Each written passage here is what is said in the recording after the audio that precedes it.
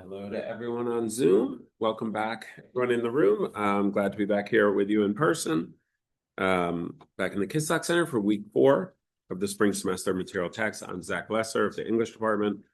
I organized the seminar along with John Pollock of the Kislock Center, Jerry Singerman, Humanities Editor Emeritus, Penn Press, and Priya Nambrath, who's the Brisdell Schoenberg Fellow in the History of Material Texts and helps the seminar run smoothly every week.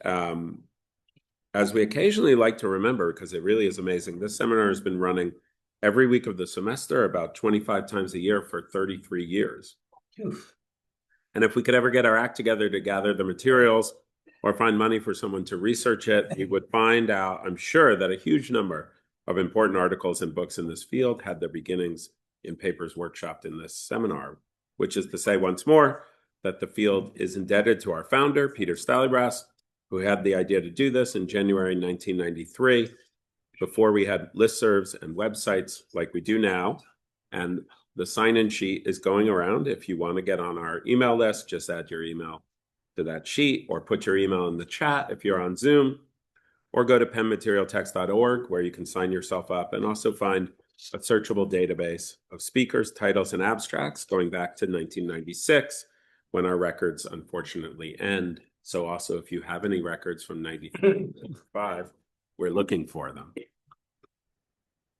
Just a reminder that if you're on Zoom, you can, the chat's open, you can put your questions there. Priya will raise them in the Q&A, or you can use the raise hand function, and we'll ask you then to unmute yourself. Please mute yourself until then. I'm very pleased today to welcome our speaker, John Garcia, to talk with us about Black lives in the early U.S. book trades. Here in Philadelphia, of course, we're proud to celebrate this year the 250th anniversary of the Declaration of Independence. And John's topic seems more pressing when just a few weeks ago, our government removed signage at George Washington's house that explained to visitors about the lives of the Black people he enslaved and who were forced to labor in the first president's house. John Garcia is Director of Scholarly Programs and Partnerships at the American Antiquarian Society, though I learned that he wisely lives in the great city of Providence, Rhode Island, one of my missions. And he's widely published on all aspects of the early American book trade in the 18th and 19th centuries, from the technical aspects of printing to the transatlantic book trade to subscription publishing and the relation of books to questions of nationalism, revolution, and loyalism. His 2024 essay, Sent Without Order, John Dunton, the London Book Trade, and the Provincialized Reader of Late 17th Century New England, won the Whitehill Prize for the best essay in early American history. He's a senior fellow and former president of the Mellon Society of Fellows in Critical Bibliography at the Rare Book School, an organization that's been very important to a number of people, grad students and faculty affiliated with this seminar. After receiving his PhD in rhetoric and critical theory from Berkeley, he's taught at Cal State Northridge and Florida State. He's been a Mellon Fellow at the Library Company and held fellowships from the AAS and the Ford Foundation, as well as the McNeil Center and the NYPL. So he's very well known to many people in this room and on Zoom, but though he spent a lot of time in Philadelphia, this is his first time speaking to this workshop, and we're thrilled to welcome him. Thank you, Zach. Of course, I want to just send out a few more shout outs and thank yous. So thank you, Priya, for your wonderful organization. Thank you to John, of course, and Jerry, and all the organizers for this workshop, for the invitation. And it's also nice to come back and see so many friends. And I also have to mention Lynn Farrington, who once upon a time invited me to work on the subscription books here, and I spent a wonderful summer and actually cataloged a few items. So those records are out there. I'm quite proud of them. It's still there. They're still there, and that is a fantastic collection. So I want to get started to just share what I'm doing today is kind of gathering some bits and pieces that I've written about over the years and something that I've been thinking about and researching for about over a decade. After I finished grad school, and I went to the Rare Book School, and I took a course with Michael Winship on how to read publishers' archives. And I'd also done some work with John Bidwell on the history of paper, and also with Jim Green on the 18th century book trade. And it seemed like everything was kind of coming together into asking new kinds of questions. And I figured that, in order to ask better questions, I wanted to try to read every account book I could find that related to the book trades in colonial America and the early United States. That is a fool's quest, but I tried to look at as many as I could. And I didn't approach them with a particular question. I wanted the questions to come to me. And I never expected it, but I kept seeing references to African Americans that had some relationship to printing, publishing, distribution, and other aspects of books and reading in the long 18th century. So as I started to notice more and more of these items, I started to just think about this as a kind of project in and of itself. And I want to say that I think this is also both an interpretive project and a documentary project. The materials that I want to show you today, I would like more people to see them. I would like more people to work on them because I think they tell an important story. And just to add to what Zach was saying at the beginning, I also think of this project as something that today could connect both the 250th of this year to the 200th of 2027, which is the 200th anniversary of the Black Press, which starts with Freedom's Journal, a newspaper that started in 1827 in New York City. So here are some of the questions that I want us to think about. How common were free and enslaved African Americans in the book trades? What kinds of labor did they perform? What about agency, expertise, and resistance in the face of oppression and white supremacy? And as more of these people and their contributions come to light, what are the implications for studying book history more generally, and also for the field of early African American print culture? And there's been interesting work here in this workshop over the years, and also in the Rosenbach lectures. And I want to acknowledge that I've also learned quite a bit over the years from reading and from speaking to people like Francis Smith Foster, Tara Bynum, Derek Spires, and also even going back to Dorothy Porter. Now, they don't make appearances in this talk, but they're behind what I'm thinking about. So prior to Freedom's Journal, and before David Ruggles's New York bookstore, there were many Black people in the book trade. They were not just enslaved, and some worked as independent agents in the world of print. They performed essential labors with extraordinary skill and perseverance. So let's start with the material text. And now at this point, I should, of course, share my screen and get this started. Can you see that okay? Okay, so let's start with the material text. And this is an indenture form.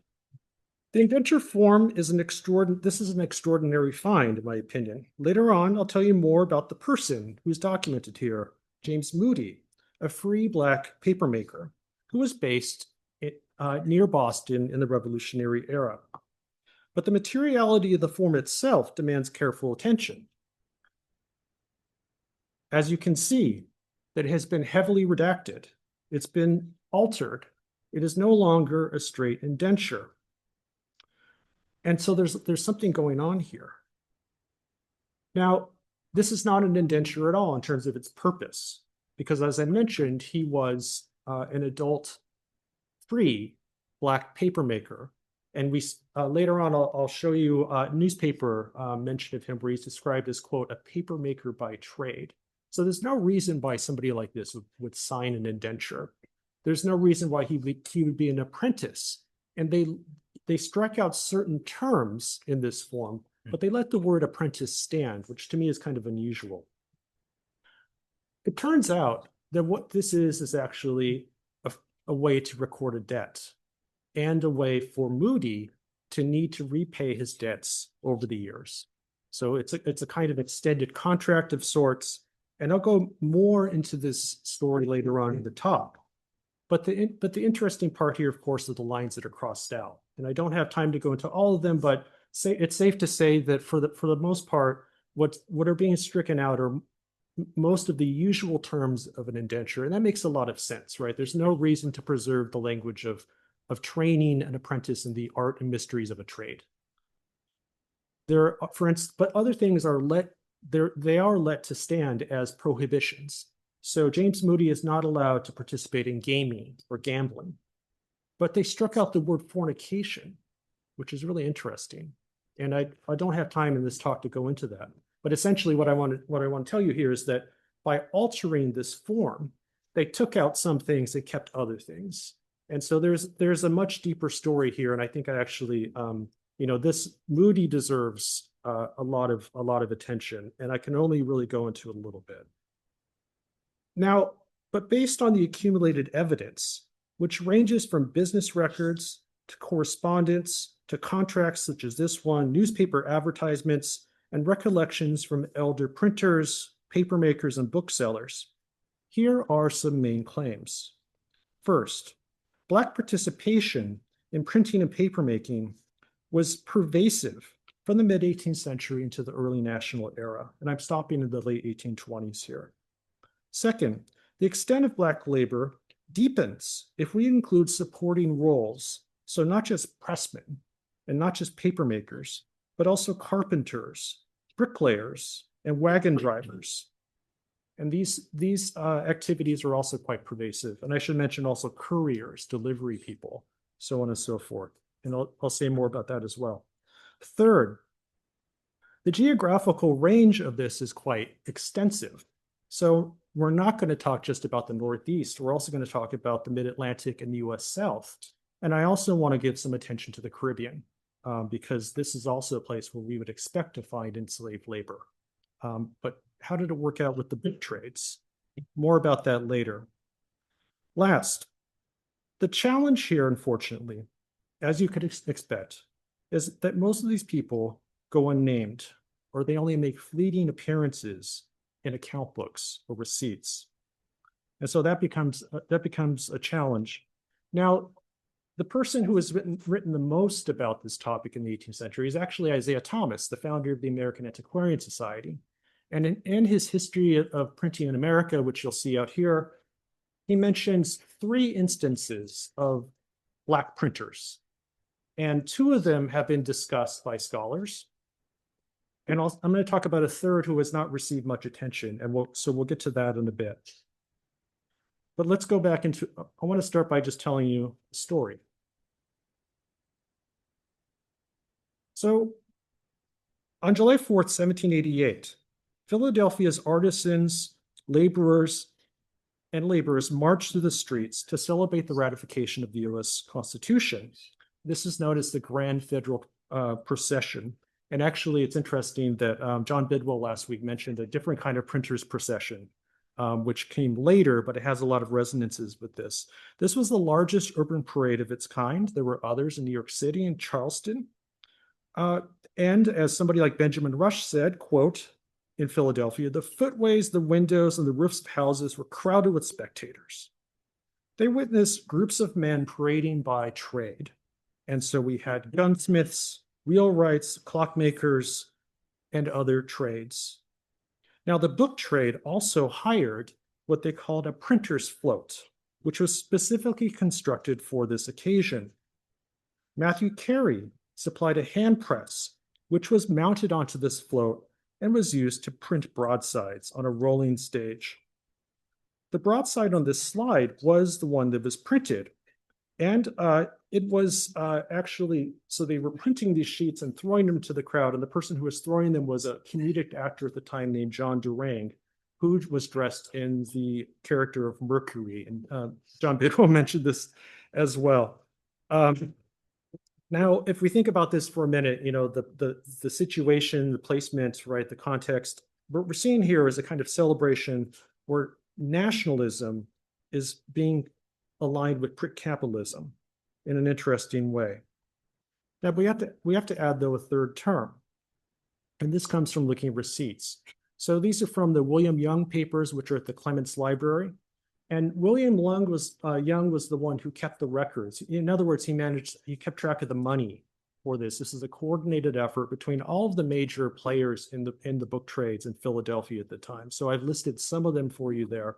But amongst the receipts that Young kept, you can see here, he lists various charges, and buried in there is, quote, 2 Negroes for 7 shillings 6 pence. So they were hired for the day to accompany the float. The library company has a different version of these receipts. And, probably about 10 years ago, Jim Green showed these to me. And I just kind of, I wanted to give you these ones, but they line up more or less with what Young kept. So he mentions that these 2 individuals were to attend the carriage, and they were also given a little bit extra for a little time at the tavern afterwards. There was charges for Carey to print the broadside that you just saw. And there also was payment for Durang, and also for all the other laborers that were involved in constructing this. So what's happening here then? What I want to say then is that the presence of these men, they were quite visible, and their visibility on the street that day underlines, and it introduces the kind of larger story that I want to tell you. Now, they weren't necessarily working in the trade, but they were part of this kind of spectacle at the time. And so I just like to introduce them as a kind of introduce the larger topic. Now let's talk about somebody who actually did work in the book trades.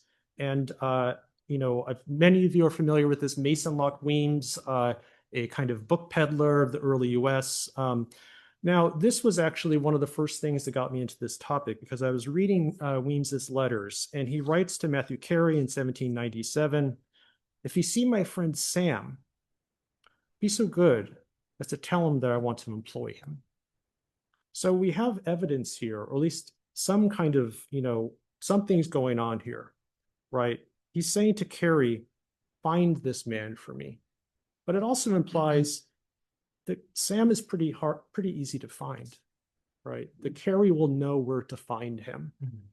So he's somebody who is around the trade, so to speak. Now, then I have the name, and so I go into the records.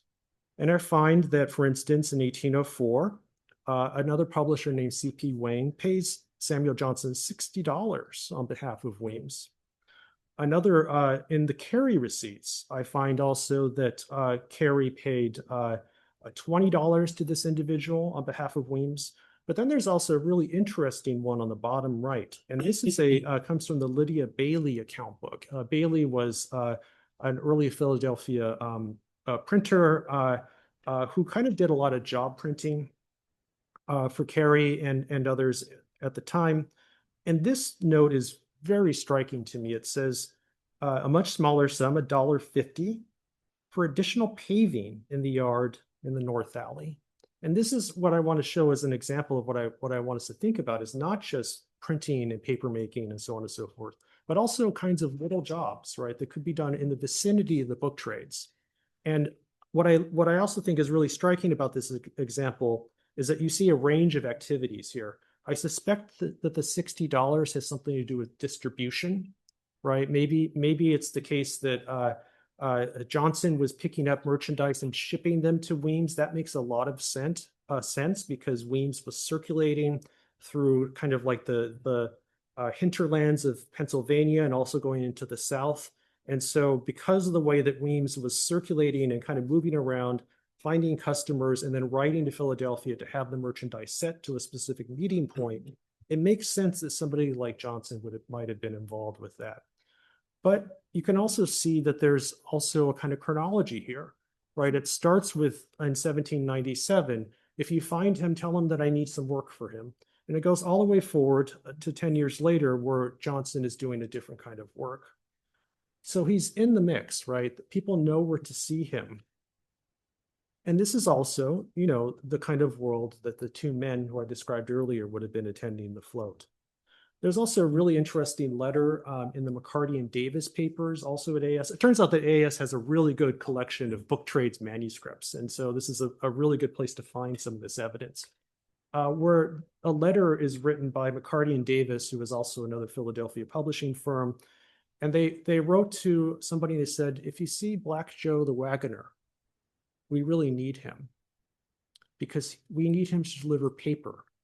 And this was a man who was driving a wagon between Philadelphia and out to Pittsburgh, right? So another instance of a kind of odd job, but it's what I would describe it as infrastructural, right? It is part of how all of the activities that need to happen in order for the book trade to work effectively. So another version of this, thinking about carpenters. Now, this is a fun story that I like to tell people. So right around the time of the Revolution, around 1780 or so, some of the loyalist printers in the South, they needed to leave, right? And so they fled. They fled largely to the Caribbean. Their one press was associated with the Wells family. Robert Wells, the senior, was the printer, and then he had a son, John Wells. There was also another William Charles Wells. And also the Wells Press also trained another printer named Alexander Aikman. And so the Aikmans were also associated with Charleston. Robert Wells goes to England. Some of these people go to St. Augustine, Florida, and then make their way to the Bahamas. Aikman goes eventually to Kingston in Jamaica. Now, but there's an interesting anecdote that's told by Alexander Aikman. So he writes an obituary in 1817 when one of the Wellses passes away. And he says, you know, when we made our flight from Charleston, we disassembled the press and we went to St. Augustine.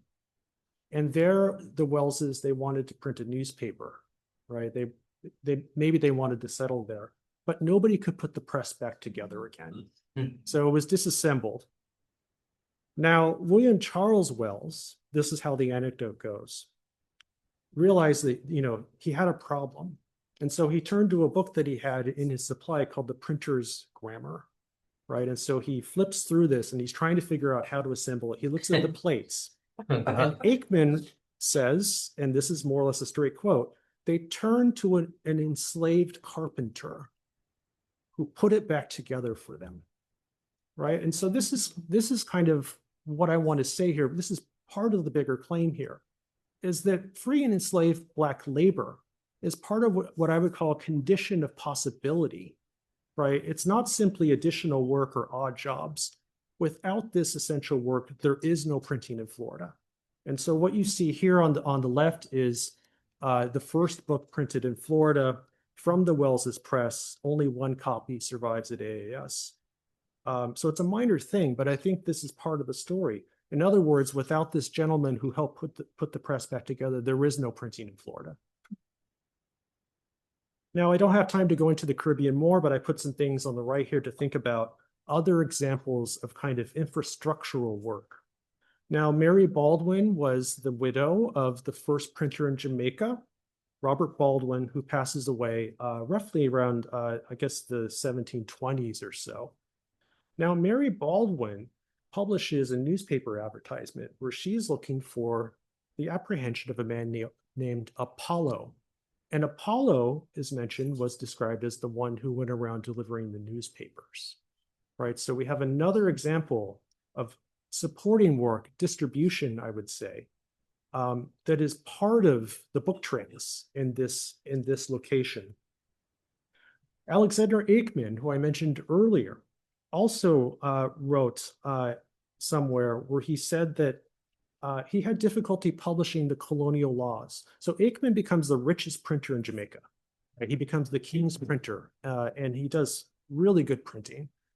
But he has difficulty printing the laws. That was like a big job. I mean, in the colonial context, that is what you want to do if you want to become rich. Now, but the laws are behind. He can't print them out on time, and he describes in his situation. He said that his two pressmen passed away. Right, they got sick and they died, and he had to turn to two enslaved people who were doing the press work for him. And he uses this as an excuse for why he can't print the laws on time. Now, in both cases, and you can also connect this to the man with the wagon that I mentioned earlier, what we're having here are moments of failure, right? Moments when the ordinary ways of doing things in the book trades break apart. And those are the moments of fracture when you start to see the emergence of people who were quite visible and were there as part of everyday life, but who otherwise would not appear to us in the archive, right? So we need these moments of difficulty in order to understand the real fabric of the book trades. Now, we could also talk about Caribbean libraries, subscription libraries, or circulating libraries. I should say circulating libraries. Started to pop up in the late 18th century in places like Barbados and Jamaica. Now, these are the kinds of places where a planter might send an enslaved person to go pick up books for them. And there are interesting notices of this in Jamaican newspapers. We could also think about personal libraries. And this is kind of getting outside of the book trades, but it's still kind of part of the culture of reading. Now, the most notorious writer from 18th century Jamaica is a man named Thomas Thistlewood. And Thistlewood describes in his diary that when he removed to a new plantation, which was called Breadnut, he had a carpenter who was part of his household named Cumberland. And he describes how he had Cumberland construct a bespoke library for him, right? He specifically wanted this man to build the bookshelves and to kind of set up the room for him. And there are other examples in Thistlewood's diaries of this as well. We also start to see Black-owned bookstores in Jamaica. So I mentioned here that Jordan and Osborne, who later published the Jamaica Watchman, which is a very important newspaper for the abolition movement, right? They were very active leading up to emancipation in the British Caribbean. They couldn't start by printing a newspaper. They had to start with a bookstore, right? So this is how they got going.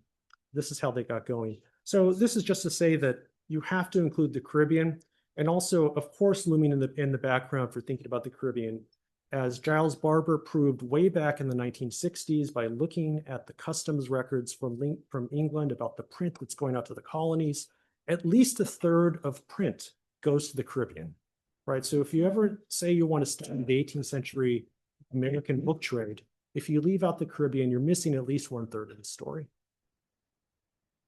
Now back to North America, though. So I mentioned so far odd jobs, but I want to give us a couple case studies of not odd jobs, but truly essential laborers that also feature an extensive amount of expertise. So now I mentioned Isaiah Thomas. Now, Thomas, as I said earlier, gives us really the three key examples. Now he mentions the two enslaved men that worked for Thomas Fleet. And Fleet was known as he was probably most known for children's books and broadsides. And Thomas describes how when he was younger, he felt competitive with Pompey Fleet and Peter Fleet. They also were engraving broadsides, and Thomas was doing this as a young man, and they were rivals.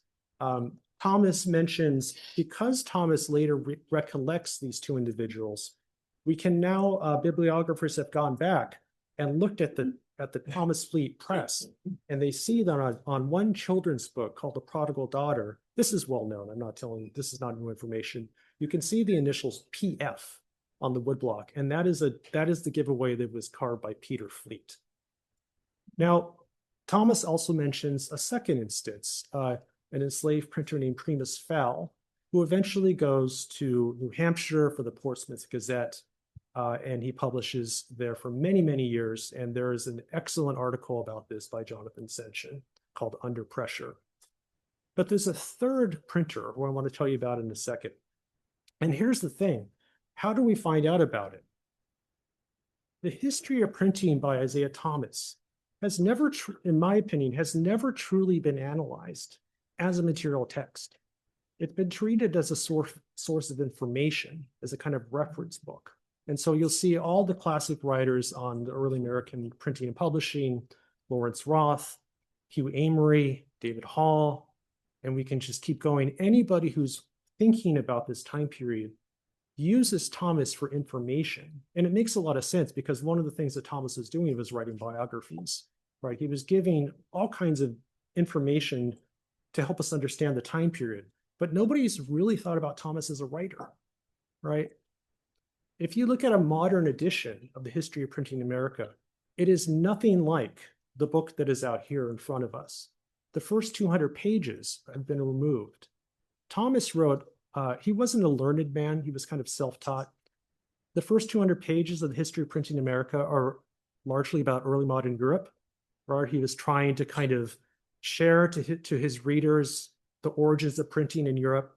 It also has a really interesting chapter called Of Books, which has some very peculiar ideas about indigenous books.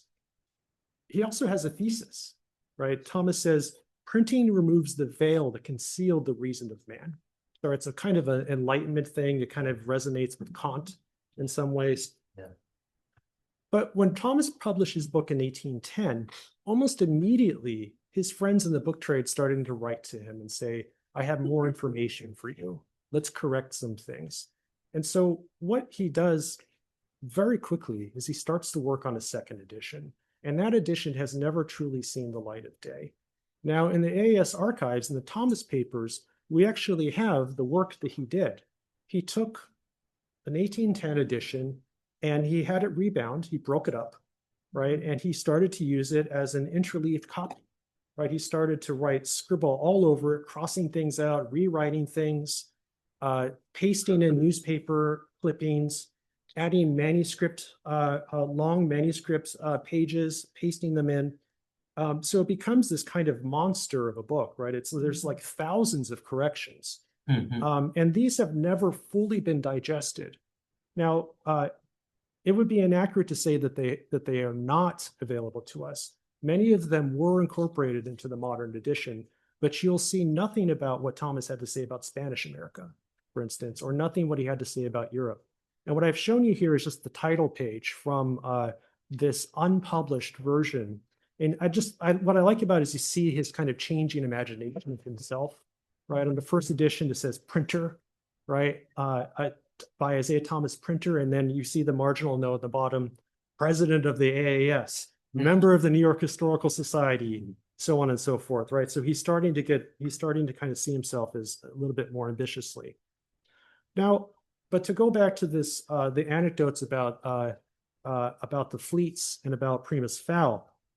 Now, Thomas adds a new footnote, which is kind of remarkable. And it says here, there is now 1815 in Philadelphia, a Negro pressman named Andrew Cain, who is now enabled to do too hard labor. He is 94 years old. Just said he's been a good workman. Wow. Now, this footnote was incorporated in modern editions, but nobody has been able to do anything with this. You'll see references, somebody like Christopher Clark in the Public Prints mentions this. Hugh Amory mentions Andrew Cain, but nobody's been able to figure anything out about it. And there's good reason for this, is that Thomas knew a lot more. He just never included it. So he withheld more information. This is the longer description that was given to Thomas by a Philadelphia printer and bookseller named William McCulloch.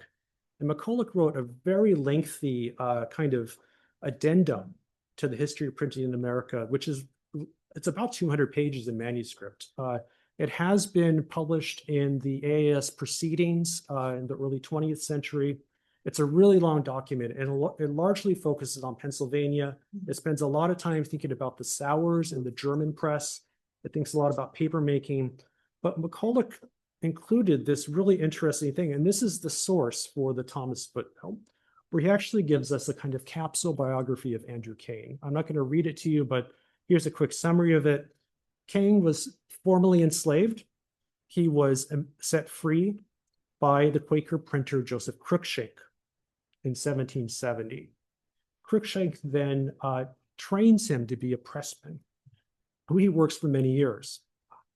Now, after being with Cruikshank for some time, Cain then moves on to Thomas Dobson for the American piracy of the Encyclopedia Britannica, which in the 1790s was the most ambitious publishing effort of the time. It occupied the time of virtually every journeyman printer and engraver in Philadelphia. So it makes sense that somebody like Cain would work on that project. And then after some time, Cain moved on to William McCulloch's shop, where he stayed for many years until his body gave up in his 90s, which that's incredible, right? I like the phrase here that's noticeable. He says he works for him off and on, right? Which implies both maybe Cain worked when he could, but also means maybe he did jobbing for other people. Now, if you do the math here, if he's 94 years old in 1815, right, he's born in what, the 1720s? It means he learned how to become a printer at the age of 50, and he worked from his 50s into his 90s. That's incredible. Now, the main difference between this and Primus Val and the fleets is that Andrew Cain is not enslaved, right? He's working as a free man. And it's very important that he starts at the Quaker press. Now, again, as with Samuel Johnson, once you have a name, you can go into the archive. And I found Andrew Cain in the Carey papers.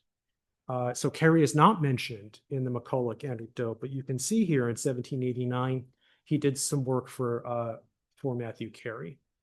Now, what's remarkable about this is another kind of layer of mystery to this, is that in Carey's autobiography, which he publishes much later, he writes about what he calls a resolute Negro pressman, who one day, when he wasn't paid his wages on a Saturday, said, "I will not come back to work on Monday." This really stuck out to Carey. And Carey actually even gives a kind of quote here where this man says, "He is not going to starve in the midst of the fat of the land," right? That implies to me that there's lots of work to be done, right? And there's no reason for Cain to stay with Carey if he's not going to be paid on time. Now, you might say, well, we don't see Andrew Cain's name here. And that's entirely plausible. But if that's not Cain, that means there's a second black printer in Carey's shop, right? So I like both options. And there's also, with Dobson, you can see, again, once you have a name, you can start looking. Cain appears in Philadelphia directories in the time of Dobson's encyclopedia. So he's around, and he's working with some of the most important people. Also, I want to point out that those names that you saw earlier, Cruikshank, McCulloch, Carey, Dobson, these were all the people that were part of the printers' float, right? So they're part of the mix, right? These pressmen and somebody like Johnson, they're not invisible. They're very well known. They're simply not well documented. Now, I want to focus here, though, on Joseph Cruikshank. And again, a printer who has not received very much attention at all. Cruikshank is the single most important printer of abolitionist texts in colonial America, right? He starts in 1770, and he publishes well into the end of the 18th century. He was a Quaker, and so it makes sense that he publishes texts that match that. And also McCulloch, alleges that Cain was set free because of Cruikshank's Quaker principles. And I've given you just a few examples here to give you a kind of sense of what Cruikshank was up to. He prints John Wesley's thoughts on slavery. He's the first person to print the Journal of John Woolman. And he also prints a number of kind of miscellaneous books that involve Anthony Benezet, right? The most, probably the most important abolitionist reformer in 18th century Philadelphia. Andrew Cain is in the shop. He's the pressman. He very well could have been pulling the press for these books. And I think that's just a really interesting idea. I'll say at the end, the challenges of this archivally, but we know he was there. And I also want to point out that McCulloch got this information we saw earlier from the lips of Andrew Cain, right? This is from spending years with the man, literally, right, working with you, and he interviewed him essentially. So I take McCulloch's description as actually quite reliable. Now I want to end with Cain. I'm going to say more about paper in a second, by pointing out just one book to kind of underline the significance of what Cruikshank and Cain were doing. They printed Anthony Benezet's Some Historical Account of Guinea, which has many scholars have pointed out that this is one of the most important books in the anti-slavery transatlantic scene in this time period. The historian Manisha Singha in The Slave's Cause says this is the book that catalyzed the movement. It was received widely in the Atlantic world. Vincent Coretta also says that this is the book that Olaudah Equiano read and that it informs his descriptions of Guinea, right? So there's sections of the interesting narrative that almost draw verbatim from this book. Now, again, we have the problem of agency here, the extent of influence, right? To what extent could we say that Cain had agency here? But I do want to say at the very least that his work was part of this movement, right? He was performing essential labor. He did important work. He also probably encountered Anthony Benezet either in person or at least through printed sheets. Now, I think he encountered him in person. So Cruikshank was Benezet's main publisher, right? And Benezet was going to the shop all the time. In addition to the various pamphlets, there are some interesting sammelbonds that are out there that Benezet was compiling various tracts and having them bound, and these were coming out of the Cruikshank press. So it's not just the fact that Cruikshank was printing Benezet, it's also that Benezet had a more close interaction where he was creating these kinds of sammelbond collections that then would have been used both for readers, people that were purchasing the books, but they also could have been used for Benezet's schools, right? And Benezet also was famous for operating schools for African Americans at this time. Now I want to turn our attention now to paper.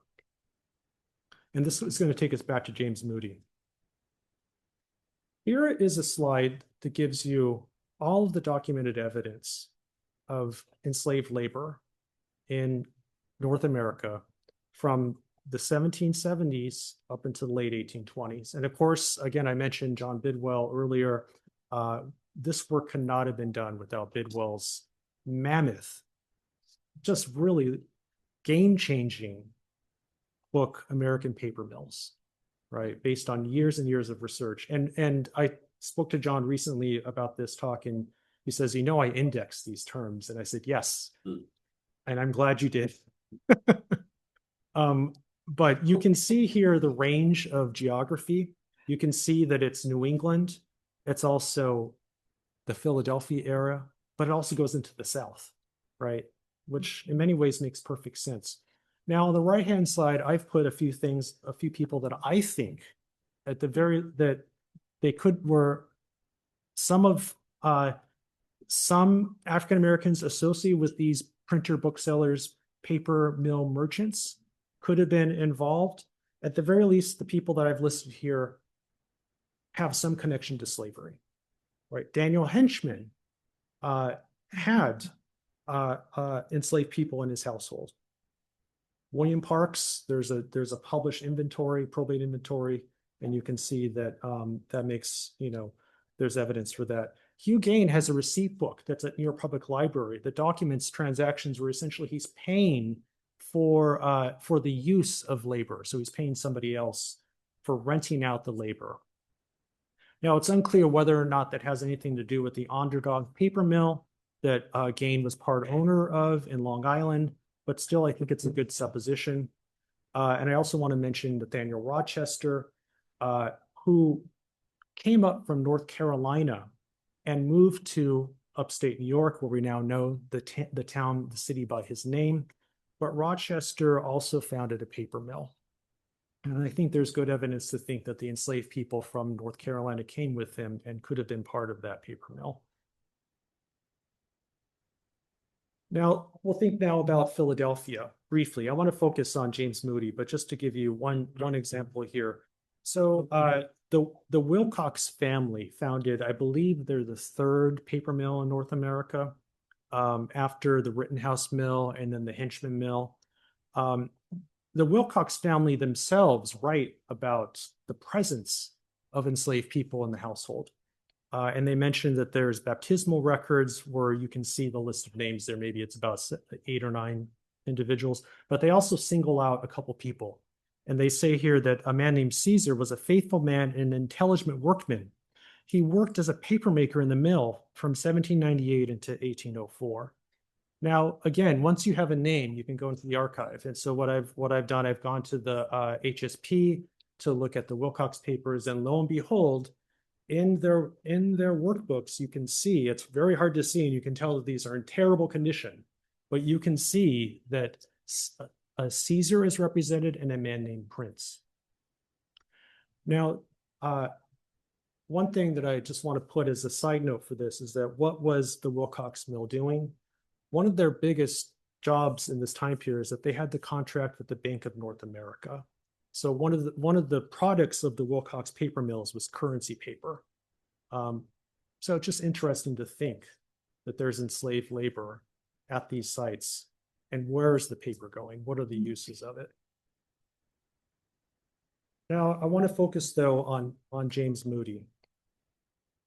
During the American Revolution, the town of Milton was the most important papermaking region, and it's about 6 miles away from Boston Harbor. It had the most important mills, and this was, this also was kind of the place where many people learned how to make paper that go off to found their own mills elsewhere. As we know, as many of us know, paper had a special significance during the American Revolution, right? It was seen as a kind of patriotic duty to save rags.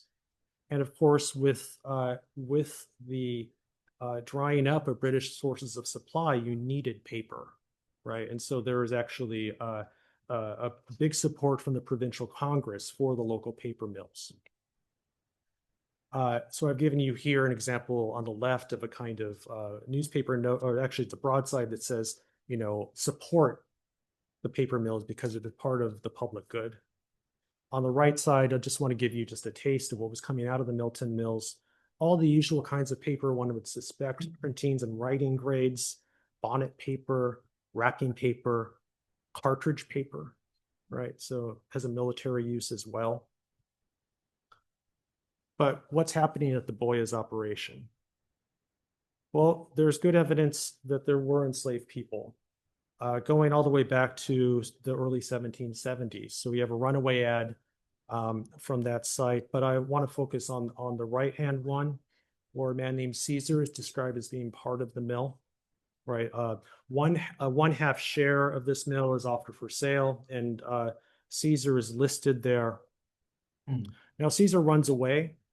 So if you flash forward about 6 years later, we have a newspaper advertisement, which I think, again, you have to read the language closely, right? It becomes more interesting.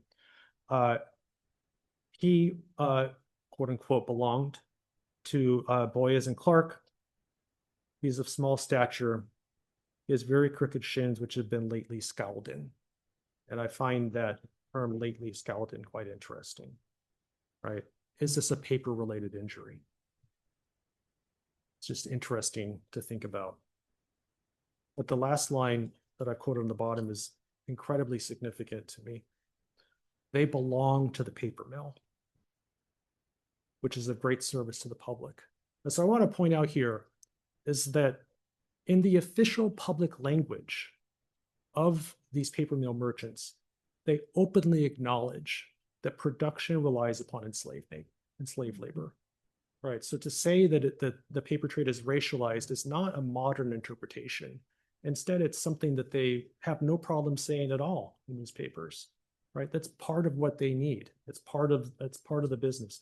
Now, one reason why you would want an enslaved papermaker is because many of the apprentices at these mills were running away and they wanted to join the army. And there's interesting documentation where somebody like John Hancock orders the return of some runaways back to the mills, right? Because it's so important. Now, in this same context, we see James Moody. I showed you the indenture form, but this is actually early. So there is a runaway ad that he's described as runaway from the subscriber, a likely Negro man named James. They describe his clothing. And again, the language here, very interesting, a papermaker by trade. Right. So this is a professional status, right? This is not just menial labor, unskilled labor, highly skilled and therefore highly prized. He is not a slave, but he has been bound for a number of years and he has almost 2 years left to serve. Flash forward and you get the indenture form. And so the chronology is actually quite interesting, right? You have an escape. And clearly he was apprehended and returned. And then he's forced to sign an apprentice right? An indenture, which is not, and as I've shown you, I hope you agree with me, this is not an apprentice form at all. This is not an indenture form at all. He already knows the trade. He's already an expert. But they do put some terms in here. They say that he has to pay off so much money. The amount increases on the verso of that form. It probably increased perhaps because of wartime inflation, but nevertheless, there's a sum that Moody has to work off. He runs away again. And this is, to me, it's just an incredible story. So we go forward a couple of years, and we actually, in the same archive that at AAS of the papermaking region in Milton, we see a letter in Moody's own hand where he says, "Please pay unto my master, Captain Hugh McLean, who is one of the mill owners, my prize money and goods being for one full share." One full share of what? What did he do? He says that he joined the Continental Frigate Alliance. And on the cruise, he went to sea to fight against, quote, the enemies of the United States of America. And now he's back and he wants to pay his debt off. That is an incredible story, right? So we have a man here who has escaped, and he joins the Alliance as one of the most important ships of the Revolutionary naval history. So this is an incredible story here. What I've not included here is that there is a letter from Hugh McLean to John Hancock that says, "Please return Moody. I need him. I trained him to be a papermaker, and he is the only one who is able to manage the business, right? Without him, my paper mill will cease to function." That's a paraphrase, but this is essentially what he's saying, right? And clearly Hancock did not return him. Now, what transpired during Moody's Atlantic journey? Now, thankfully, because of the chronology in the indenture form, the dates that are in that letter I just showed you, and also the documented chronology of the Alliance, I've been able to piece together his Atlantic journey. So the Alliance docks at Boston in August 1780. And it doesn't leave for several months. There's a reason for this. It's a court martial for the previous captain named Pierre Landais, who did not do a very good job. So he was court-martialed, and then John Barry was reassigned to the ship. And finally, it sails in February of 11th of 1781. It returns to Boston on June 6th. And then we have shortly thereafter Moody's letter about prices. So Moody probably spent about 4 months at sea, at which time, according to military historians, the Alliance captured 5 prizes. That ship was on a diplomatic mission to carry John Lawrence and Thomas Paine, where they went to secure support for the war effort. And when I saw the Thomas Paine, I said, this can't be. But there's actually a letter from Thomas Paine from France that says, and he actually describes the journey that he went on. He describes the ocean voyage. Sadly, he doesn't mention James Moody. But still, they were on the same ship. It's incredible.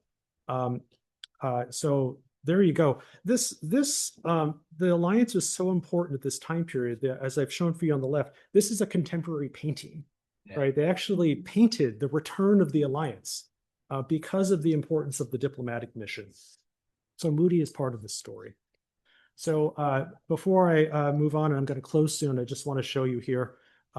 I believe these 2 documents here are of incredible significance, and I want more people to see them, because you have, on the one hand, a very, interesting situation, right, which reeks of an unequal power relationship, right? And then you have a letter in his own hand, right? And you put the two together, there's hardly any writing from an African-American participant in the 18th century book trades. And here you have quite a bit. Now, just want to end with a few Southern examples, and then we can close. So there are many more that I could show you. This is just a recent discovery. When I was preparing a talk, I found out that Elijah Craig of whiskey fame actually operated a paper mill. It was actually considered the first paper mill of the West. And Craig publishes in a newspaper where he wants to apprehend another free Black papermaker who he, quote, raised to be a papermaker. He's also named James.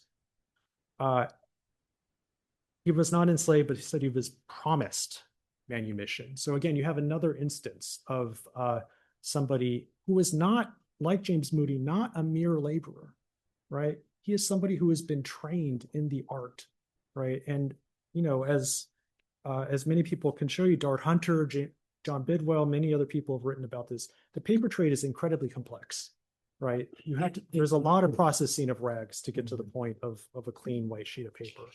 It requires a lot of expertise, in other words. I'm going to close in a second, but one more Southern example that's important to mention. Ebenezer Hiram Stedman is a really useful resource to understand what it was like. It's a first-person autobiography account of papermaking in the South. And Stedman describes how he goes to one paper mill where the owners decide that they don't even want to employ a white foreman anymore, and that they let the mill essentially run by an enslaved community who they periodically go on to check on. Stedman also points out that one of these individuals was the best papermaker at the mill, right? So again, we have evidence of skill, expertise, getting by. And again, this is remarkable, right? I also want to point out here that these are communities, right? These are not individuals in isolation, right? This is, there are communities here that I believe could be further recovered. So here's what I want to end to kind of lay out some things for you. And this focuses primarily on the idea of a racialized paper mill. Some of the themes here are survival, resistance, expertise, and community. What kinds of labors do they perform? Free, indentured, indebted, and enslaved. The labor was for every stage of the production process.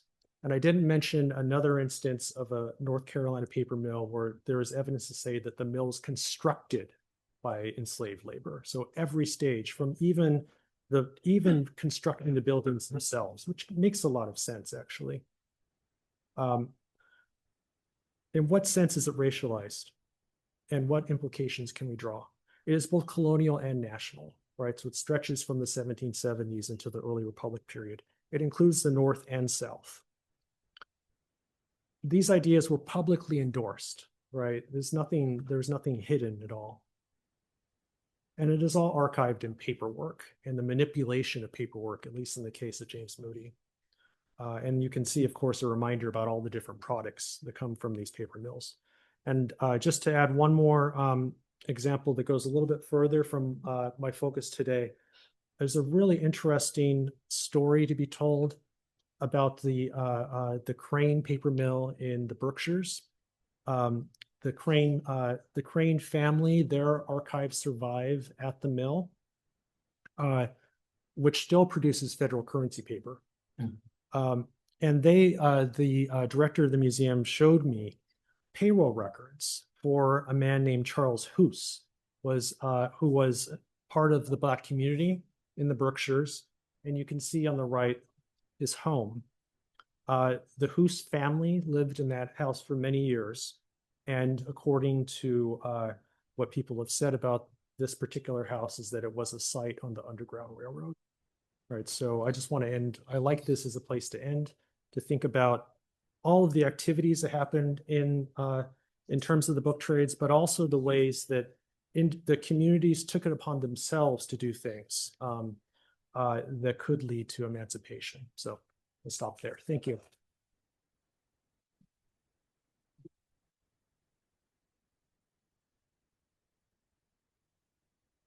Thank you for that. Really fascinating archival story. The floor is open for questions, as is the Zoom.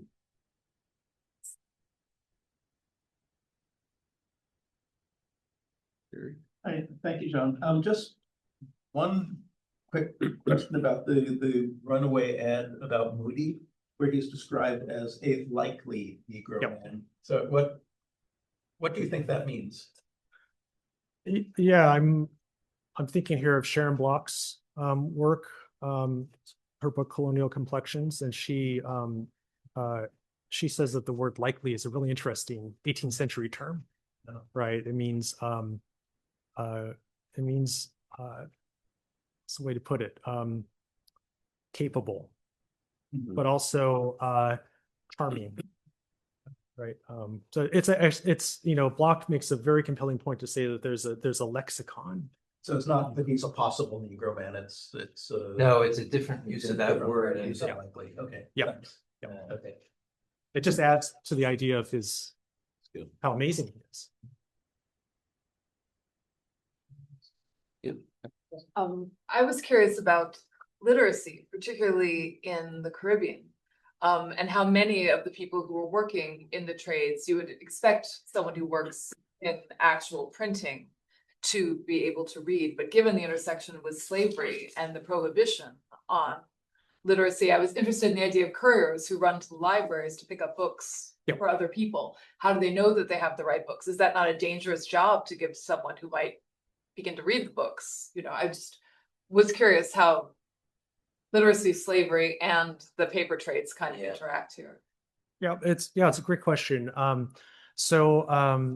Again, I want to acknowledge actually a really interesting work by a graduate student who's based in the UK, Lucy Moynihan. And she has written about this online, and she's given some talks about it. So I'm looking forward to seeing her work when it gets published. But she describes, she found a story in a newspaper of a man who was sent to the circulating library to pick up books. And the term in the newspaper advertisement is really compelling: selecting.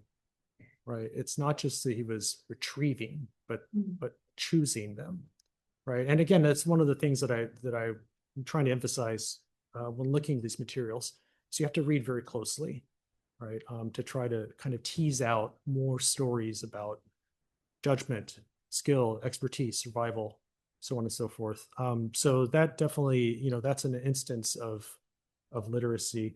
But your question also makes me think about all of the other receipts, right? With Samuel Johnson, with Andrew Cain, right? Of course, we see the characteristic, the X in their mark, right? It makes me think about Andrew Cain and literacy. Now, you don't need necessarily to know you don't need literacy to be a pressman, right? He's not a typesetter or compositor. But it's unthinkable to me to imagine, it's really truly unthinkable to me to imagine that he doesn't know what's going on in those texts, right? Anthony Benezet is passing through all the time. He's working on, for 10 years on Dobson's encyclopedia. There's so many ideas circulating here. And of course, the idea of reading aloud. So I hope that helps, right? I mean, so much of reading is public. And I suspect that, of course, you also want to, when you're setting the type, you want to read aloud to make sure you check it right. So again, I think the ideas are in the air in the print shop.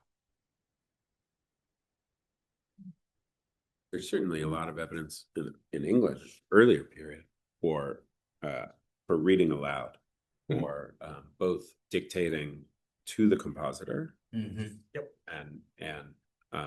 and proofing, yep, and reading aloud. So now, print shops are loud places. So would the pressman have been, and would you have been paying? Who knows? But there's clearly a lot of reading aloud going on in the print shop. I had that question kind of dovetails with something you said at the beginning, it's both an interpretive and documentary project, which I really liked. And I think the documentary side of it is really important. So I'm going to ask you to do, I don't want to undersell that, because I'm asking you to do the interpretive side. But it is true that, you're turning things up and presenting them, and who knows what people will do with them. So I think that part is really crucial. But at one point you said that, Black people's labor is part of the conditions of possibility for the book trade. And you showed that. Now, I imagine, I'm not an early American historian, but I would imagine that if you looked at almost any early American trade, you would say the same thing.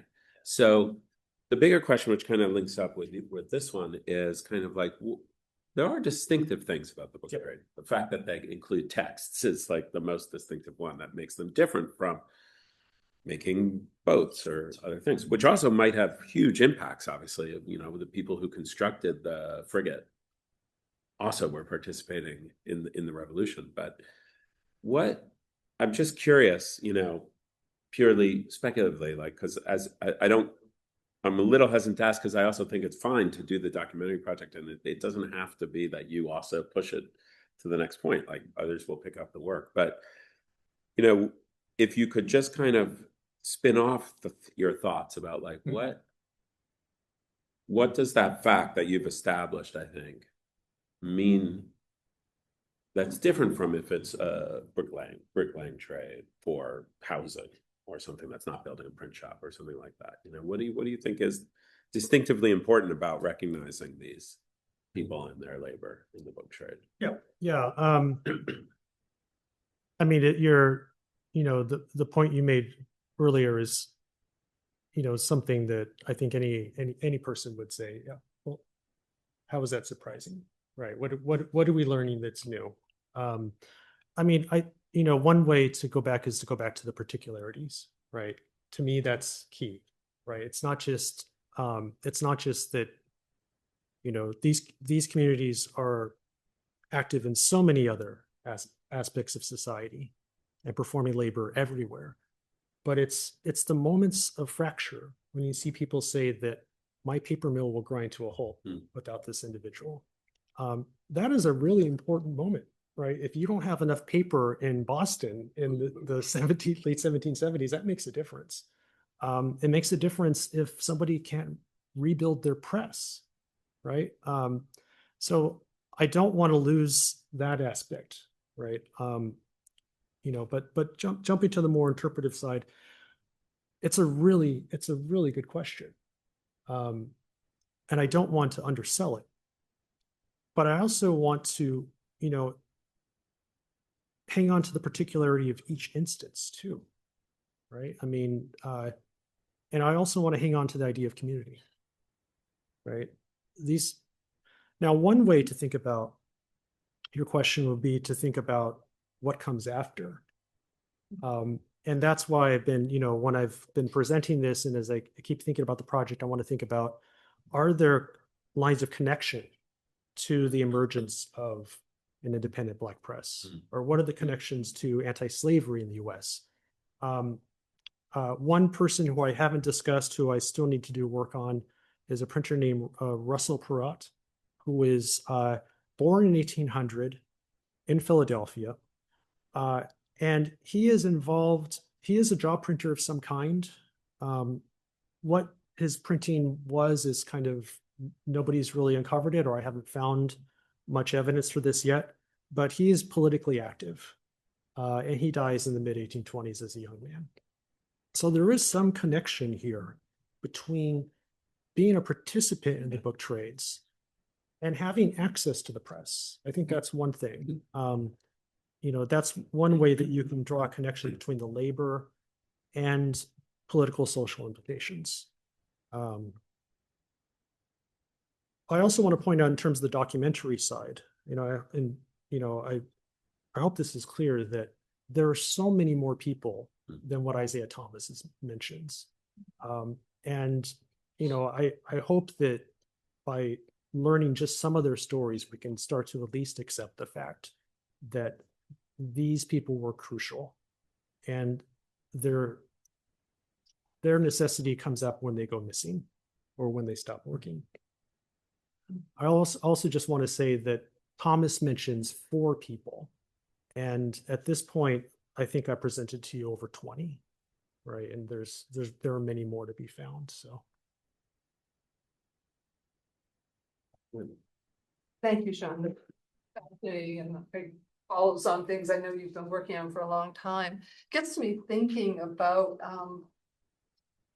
what's happening within the trade, or what extent does that access to the press also start to develop some fugitive texts which get printed and get distributed, say, within the Black community? I'm thinking about whether, anyone's, you have access to the press, people can print things, especially, and I suspect that there is a certain, I mean, you don't have to be, you don't have to know how to write to be literate. You can read and you can see type and you can know letters and all of that without being able to, sign your name. So, it's a possibility that you'd have some kind of access. I'm just trying to think about that as a way to, I wonder what might have been out there. And it's probably, ephemeral and has disappeared, but it makes you think about, having access to something, makes people want to then print certain things, Yeah. Yeah, absolutely. And again, it makes me think of the Osborne and Jordan, who were responsible for the Jamaica Watchmen, right? They had access to the press, but they had to do other things first, right? Yeah. To me, it's remarkable that they opened a bookstore first. Yeah. Next year, again, is going to be an important year for Black newspapers. But we have to remember also that the Caribbean Free Black Press is at the very least simultaneous, if not maybe a little bit earlier, the Freedom's Journal. That needs to be teased out, but again, can't emphasize enough how important it is to always keep the Caribbean in mind. So sort of going off of that thought, and especially earlier when you mentioned that a third of these English language books are being imported into the Caribbean, I'm just curious if at any point in your research you have explored translation studies and if you've seen Black labor or enslaved labor in translation as well as the press. Yeah, I mean, we were, Lynn and I were talking about Moreau de Saint Marie, right? The French Creole who goes to Philadelphia because of the Haitian Revolution. Sarah Johnson has written an amazing book called Encyclopedia Noir, where she describes, I mean, her focus is on Moreau's household, right? And one of his children is Black. And his household is, they've fallen on hard times when they go to Philly, right? And he starts a bookstore, a multilingual bookstore, and operates a press. And Johnson goes into this a little bit, and I think there's older scholarship that discusses this, that the household was involved in printing and binding, so on and so forth, right? So there is the multilingual dimension comes out there. I didn't mention binding in this talk. Again, there's so much more that needs to be uncovered. But what I've found so far in terms of African Americans in bookbinding, there's a gentleman named Amos Fortune, who is based in New Hampshire, who, early Republic period, 1810s or so. This kind of, he did some bookbinding. And the connection here, again, you have to think about, adjacent trades, because he was a tanner, right? So working with hides, right? That kind of gave him the material, and he did some binding. His records are extant. They're in New Hampshire archives. Yeah, Donna Rilling, do you want to unmute and ask your question? Hi, two things that and kind of I know you're on the program for the Black Declarations this week, and I wondered, there is a piece of correspondence by Peter Fleet. Did you see this? Which is just fascinating, and I wondered if you could comment a little bit on it. It's not your piece that you have up there, but it's from Angelina Angelica Williams. And then the other thing I'm kind of mulling over is the Philadelphia Cain family, which of course, you know, it's a common name, but whatever. But there are a couple of very prominent Anthony Cains, I think senior and junior, that are part of the St. Thomas African Church. And it gets back to this issue you're talking about in terms of networks. And I think the Russell guy that you mentioned is also a St. Thomas person. And Solomon Clarkson and a whole bunch of other people who are literate and important. They witness Absalom Jones' will. They're connected to a whole bunch of African lodges. So I wondered, yeah, I think this network thing is really kind of interesting, especially because later, William Caddo points out how educated and vibrant the St. Thomas congregation is. So those are my two comments or questions, I guess. Yeah. So again, I you know, the area of, you know, a lot of people are interested in retelling some of these stories, right? So I mentioned Lucy Moynihan, and thank you for mentioning Angelica Williams, another graduate student, right? So looking forward to seeing her work develop. She's working on Peter Fleet's will. I'm not aware of correspondence, but there is a will that I believe is at the Massachusetts Historical Society. So I've been really focused on some of these other individuals, but there's good work that's being done on these things. So looking forward to hearing Angelica's presentation later this week. Now to your second point, you know, again, we need to get these materials out there so more people can look into them. The church, you know, we need to look into the church, right? We need to look into connections, affiliations through that route. I suspect also Freemasonry might be a place to look as well, possibly with Perot. But right, but can't always enough emphasize the role of communities, right? That they know each other. They have to know each other.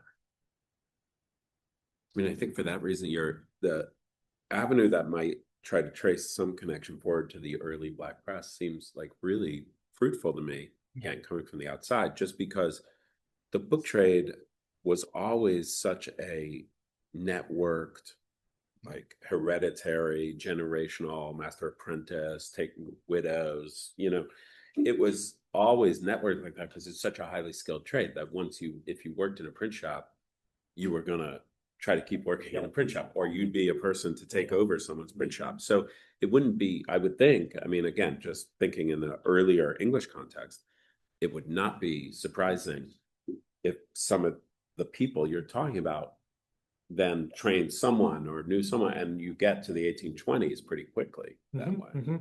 That, again, thinking about communities and affiliations seems like a really potential line of inquiry to me. Absolutely. Again, for what?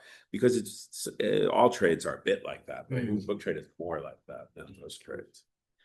And also, I mean, in terms of, you know, presentation of this material, in addition to, you know, some articles and what have you, what I would really like to do is create an online resource, because to get to your point about connections, right? Connecting, first of all, thinking about geography, right? Who is in a specific site at the same time, right? So Johnson, Cain, the two that are at the Wilcox Mill simultaneously.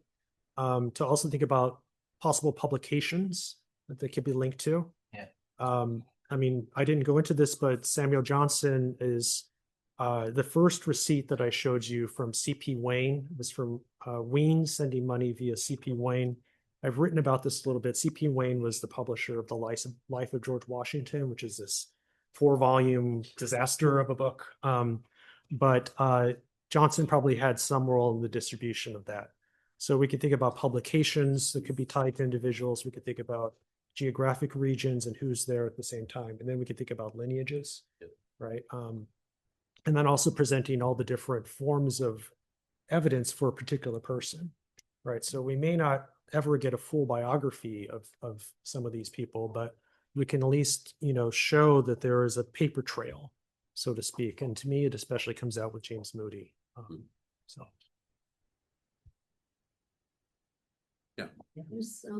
There's a comment from Barbara Williams Ellerson. She had to leave, but she left a comment saying, as late as the early 1990s, some US commercial typesetting firms still used a read aloud process between two people, one holding the proof, the other the script.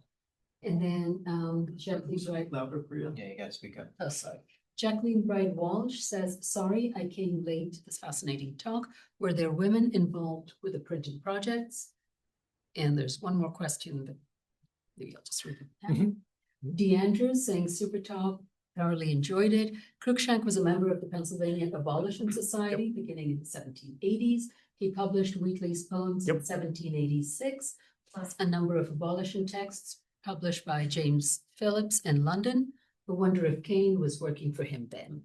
Yeah, I love that. I love that last point because, again, once you start to see somebody like Cain and his involvement with Cruikshank, it starts to draw out the idea that maybe we've never actually understood what Joseph Cruikshank was up to. Yeah. So, as DeAndrews mentions, Cruikshank publishes the first American edition of Phillis Wheatley's poems. He does a second edition. He also publishes an early Benjamin Banneker almanac. Now, the significance of Cruikshank to early African-American print was drawn out first by Dorothy Porter, right? So in her descriptive bibliography, it's a long essay in the Papers of the Bibliographical Society of America called Early Negro Writing. She says that Cruikshank did so much, he was basically almost like one of us, right? He's played such a crucial role in circulating Black writing. So yeah, that's I really appreciate that point. Now, I can't say, again, we run to the limits, right, of the documentation. It would be surprising if Cain was around long enough for the Wheatley, because the Wheatley doesn't come out until, I believe, 1786, 1787 or so, right? So we're stretching 17 years. And we already see a receipt from Carey. Now, what I didn't say, and again, this is getting to the conjectural territory, and I think it goes back to your early question about implications. Now, the Carey receipt is dated August 1789, right? It's a receipt for payment to Andrew Cain in August 1789. If you go and look at, the Carey bibliography and look at what was he doing in 1780, he was not publishing that much because most of his capital was invested in the American Museum. Now, if you know anything about American Museum and abolition at that time, you probably know that Carey printed and published that famous engraving of the slave ship Brooks, right? That fold-out plate you can see with all the bodies inside of the ship. That comes out in May of 1789. And Carey issues several versions of that plate. It's not just in the museum. There are two different broadside issues of it, one of which was funded by the Pennsylvania Abolition Society, which Dee also mentioned. So Carey has an investment in abolition at this time in the same period roughly when Cain is in his shop, right? So I also want to add that, maybe we can also think of these white publishers as themselves making a kind of political act by involving somebody like Cain in their shops. At the very least, go back to your point, Cain had demonstrated skill, and a pressman does very skillful work. It's not just pulling an iron bar, right? It's coordinated activity. And if you want to find the best example of what people thought about a pressman in colonial America, you look at the book that Cain was involved with, which is Dobson's Encyclopedia. But there's a very long description about what a pressman does. And you can't read that and walk away thinking that it's just menial labor. This is great, and maybe I know we're about to wrap up, but thank you so much for all of this. I mean, I guess it's another sort of obvious implication, but still. Well, one thing to say, maybe Cain attended Benazet School. Yep. I think we often sort of misconstrue these schools as just for children, and I'm not sure that's true. And so there's another possible network in the network. But your point about Weems is also interesting, and just in the sense of sometimes feel like we see some of these figures, Weems in particular, as these kind of solo operators. And I feel like this is maybe a more general story about printing, but part of what you're telling us is there are many anonymous or nearly anonymous actors here. For another day and another conversation to hear more about, the great, idiosyncratic bookseller, actually using a whole group of people that you were only just introducing to us, rather than to hear his own story. I did it all myself, and everyone was in my way, and nobody, and nobody wants to listen to me, et cetera, et cetera, et cetera. It's not just the sort of solo story in any of these cases. Thank you. And we also haven't at least at all remarked on the name, the irony of the name, right? Samuel Johnson. I love that. Yes, for sure. Weems as being the I wouldn't say great biographer, but a biographer. Yeah, totally true. Yeah. Well, There's, okay. Let's follow-up. wrap up with a follow-up from the Yeah, a chat. follow-up comment from Jonathan Sanchez saying the first American weekly 1786, followed by a second London in 87. No. Is the first Wheatley Cruikshank, or is it another press? For the first American Wheatley. Jonathan, Sorry, I'll be. Oh, he's here. Yeah, I'm here. Oh, yeah. Speak up. Sorry about that. Hang on, let me grab my. I wasn't expecting to come in. Let me grab my notes. Check the Wheatley census. Yeah, that's what I'm doing right now. Sit down, I don't know. I think it's 1786 should be Cruikshank if I'm remembering correctly. I don't have my thing right. Yeah, John, I think it should be Cruikshank in 86. And it's remarkable that so few copies of the Philadelphia edition survive compared to the London editions. Totally. I don't know much about it, which is embarrassing, but yeah, it's really. Yeah, there are currently 10 known copies right now.